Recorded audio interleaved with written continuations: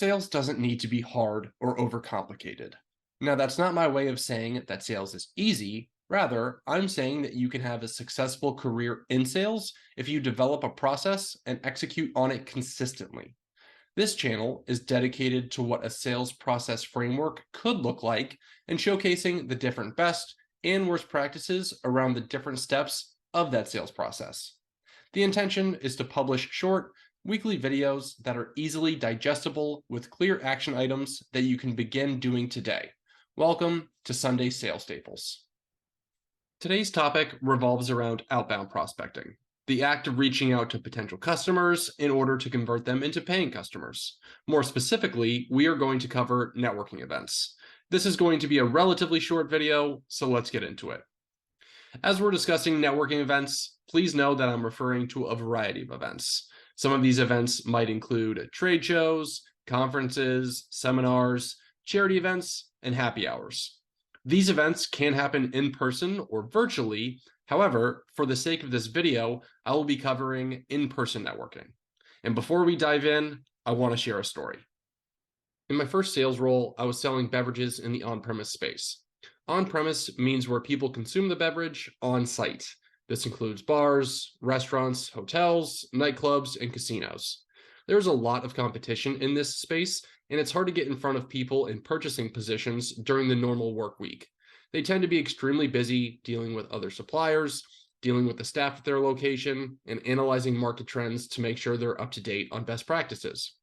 There was an upcoming charity golf event, and my brand was going to be a sponsor for one of the holes.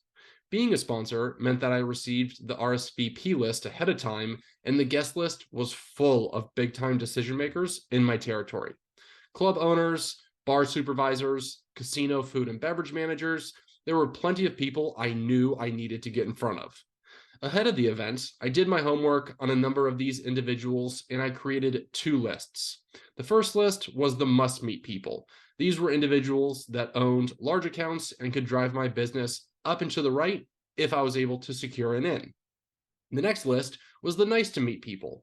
These are the ones who owned or managed smaller accounts, so they weren't as vital as the must-meet people, but they were still important nonetheless. Rather than play in the tournament myself, I decided to post up at my sponsored hole for the day so that I could introduce myself to as many of these decision makers as possible. Throughout the day, I connected with roughly 100 people. A number of them were in buying positions at various accounts in my territory, and I made it a point to introduce myself, ask light questions about the state of their business, and of course, give them a few compliments on their golf swings.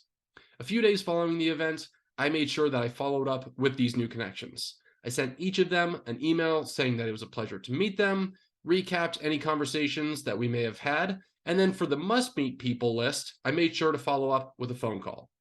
The quarter after this charity golf tournament, my metrics from these accounts were trending upwards. I had booked more meetings than the previous quarter with these decision makers.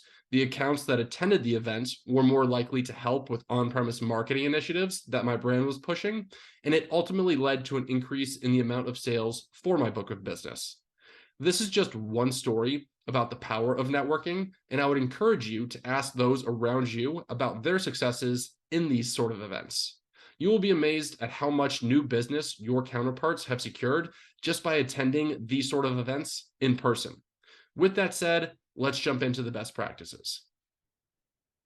So here are some of the tactics that have worked for me over the years when it comes to in-person networking events. The first is to do your homework. Prior to the event, do your research into who is going to be there.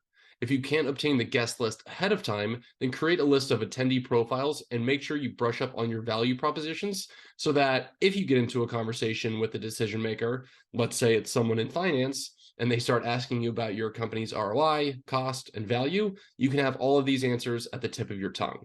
The next is don't sell. The majority of people that attend these networking events aren't there to make a buying decision. Rather, they came to interact with other industry professionals and keep their finger on the pulse of what else is going on. In other words, they're looking for market sentiment. If you come in hot and try to book a meeting or pitch your service, then your prospects will be turned off by the experience. Next is to learn. If you do interact with decision makers, Learn about their business, their pains, and what projects they're currently tackling.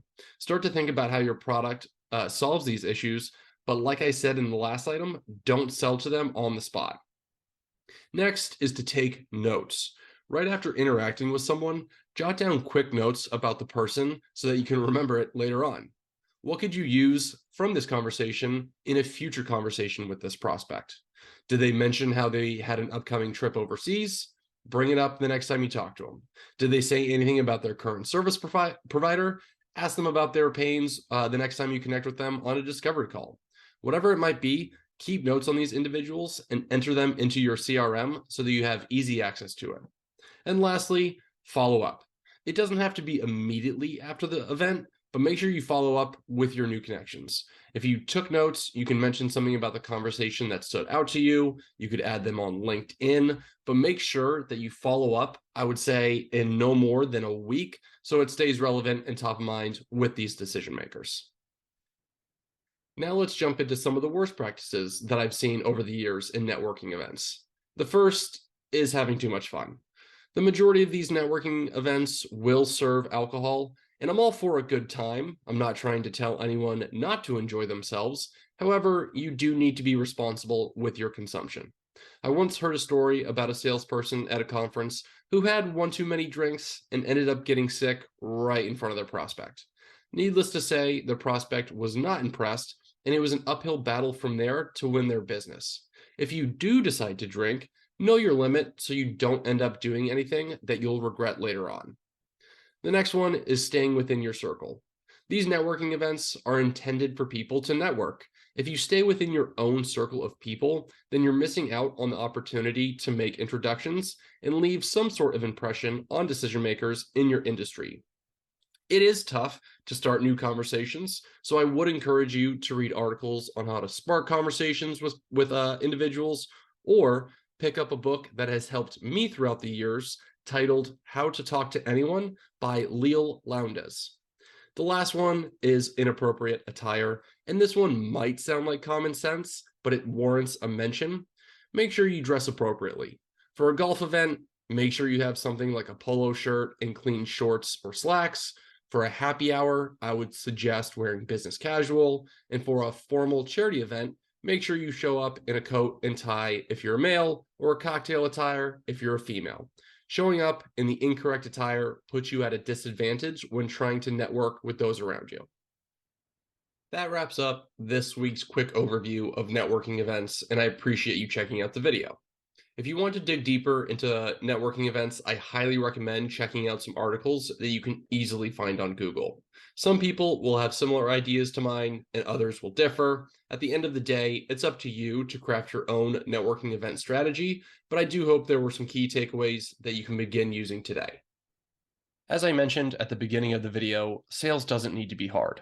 While sales is becoming vastly more complex with metrics and data, your process doesn't need to be so convoluted that it isn't easily replicated.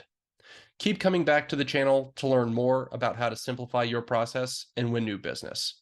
And feel free to email me at sundaysalesstaples@gmail.com or reach out on Instagram at sundaysalesstaples. Thanks for stopping by, and I'll catch you next week.